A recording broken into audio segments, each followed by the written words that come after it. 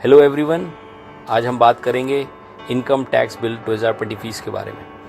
एक parliamentary panel अभी इस बिल की समीक्षा कर रहा है और वो एक्सपर्ट्स, इंडस्ट्री बॉडीज़ और स्टेक होल्डर्स से सुझाव मांग रहे हैं।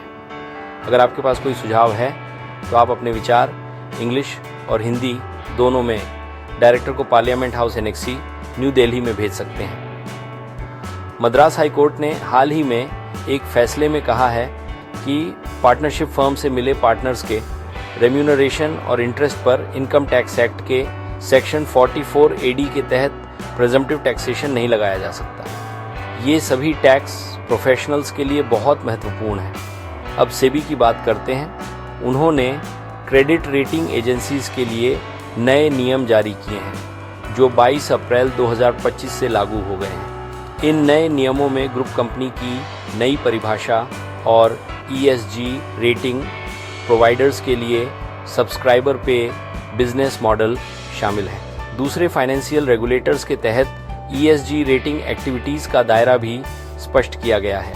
ESG रेटिंग प्रोवाइडर्स जो सब्सक्राइबर पे मॉडल इस्तेमाल करते हैं उनके लिए नई जिम्मेदारियां भी हैं।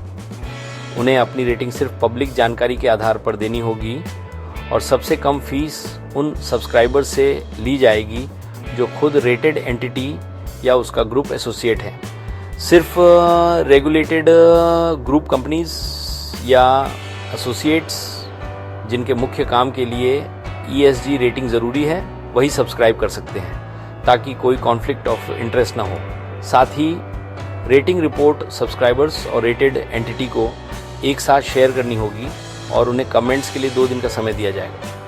प्रोवाइडर्स को अपनी रिपोर्ट, शेयरिंग पॉलिसी और सवालों के जवाब देने की प्रक्रिया अपनी वेबसाइट पर बतानी होगी। आखिर में केरल हाई कोर्ट ने कहा है कि DRT ऑक्शन में बैलेंस बिड पेमेंट की डेडलाइन संविधान के अनुच्छेद 226 के तहत बढ़ाई जा सकती है, लेकिन सिर्फ खास मामलों में।